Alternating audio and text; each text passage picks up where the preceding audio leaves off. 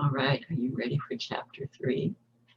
Remember, Mafatu has been on his canoe in the middle of an ocean. He survived a terrible storm, but he's lost his paddle and his mast.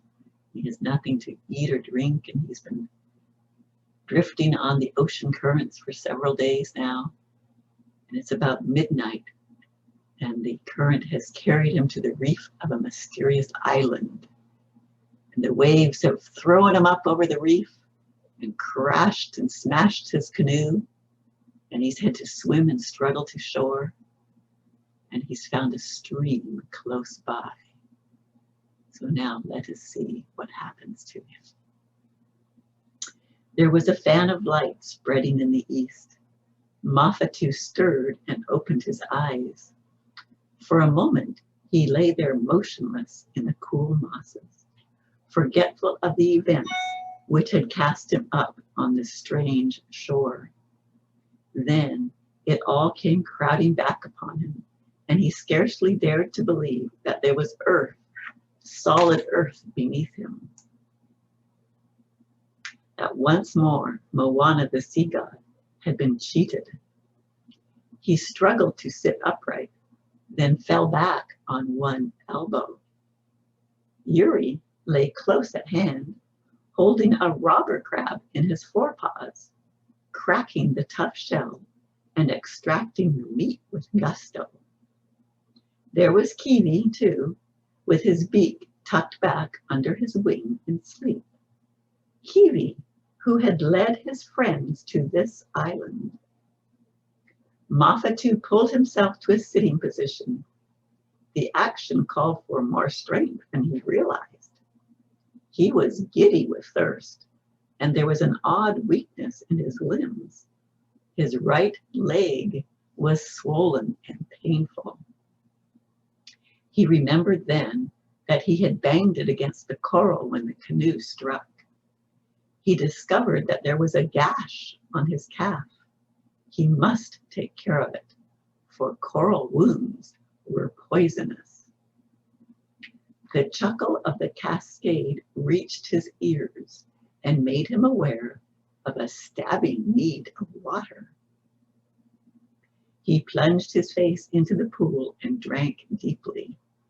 Then, prompted more by instinct than by conscious thought, he withdrew to let the water run down his swollen throat sparingly, with caution.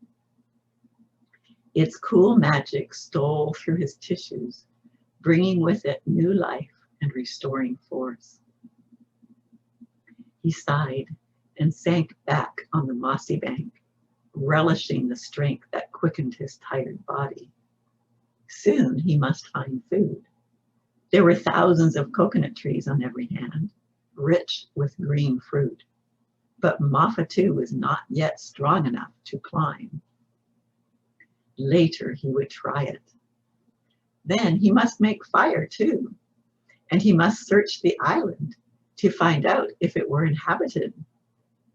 And there was a shelter to build. Oh, there was much to do. He hardly knew where to begin. But now it was enough just to lie there and feel strength returning, to know that he was safe from the sea. The sea, he shuddered. Maui, god of the fishermen, had carried him safely across the ocean currents. Yuri, the boy, muttered thickly, "We're alive. It wasn't a bad dream. It really happened." The answering wag of his dog's tail was further assurance of reality. As Mafatu's brain cleared of cobwebs, a sudden thought brought him up swiftly. This silent island was not Tahiti. What island was it then? Did it belong to the eaters of men? Were they even now watching him from secret places in the jungle, biding their time? He glanced about in apprehension. But the solitude was unbroken, save for the soft cooing of ghost terns and the gentle splash of the cascade.